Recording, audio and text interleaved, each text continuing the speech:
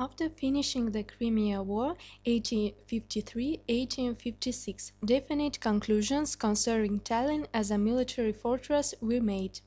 For Kalmar, it meant that military fortifications were needless and the military tried to get rid of them. But it was not so bad, for the town is in the area of Sur Battery Street.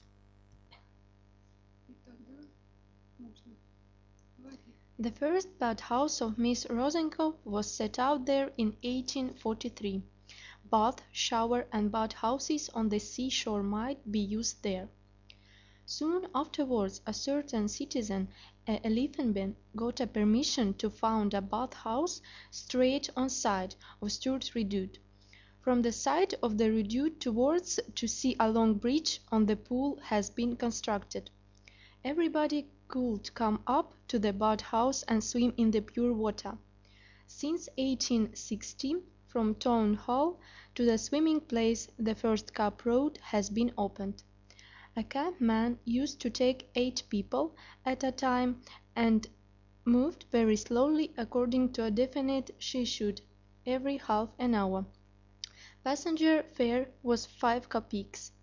This route was used not only for visit baths houses of Eliphaben but not for all commerce. In 1871 Eliphaben began to use hot bath in these bathhouses.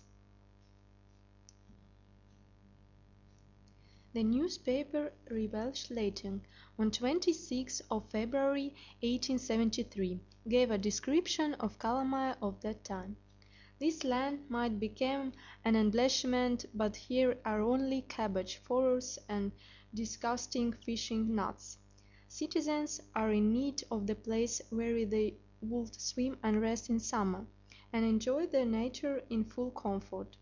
This very place is not far from the city, on the sea-shore, and addition, in the view is more open, east side, than in Kadriorg.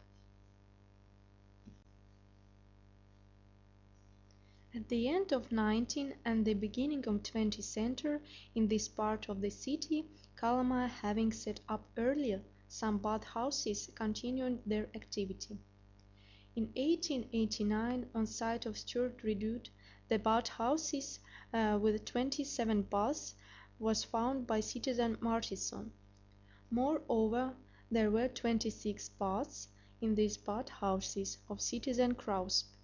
In 1895 visitors received 11,000 water procedures.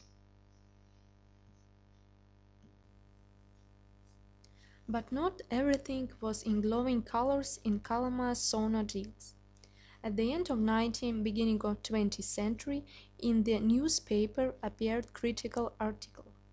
For example, on 30 July 93, in the newspaper the Theater was writing, "In the bathhouse of Krausp walls were dirty and unpainted.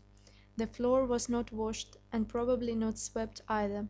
The tables were in such conditions that paper was needed to cover them. Matches, cigar stubs, and sunflower shell were scattered everywhere."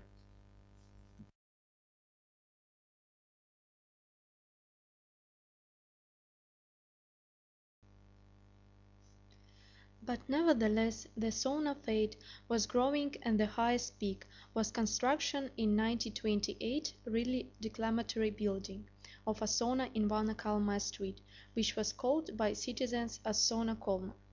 The architectural solution of sauna is amazing, which is more likely a building of a bank or a villa of wealthy men. The Sauna Kolma was created in a new classic style by architect Alexander Vladovsky. With elements of Art Deco on the facade of the building, there are symmetrical pilasters. Ornament elements of rhombus decorate the doors of the building, side windows of the first and second floors. Varied granite facade makes the building presentable. Long narrow windows and bas relief in antique style run through 2 floors.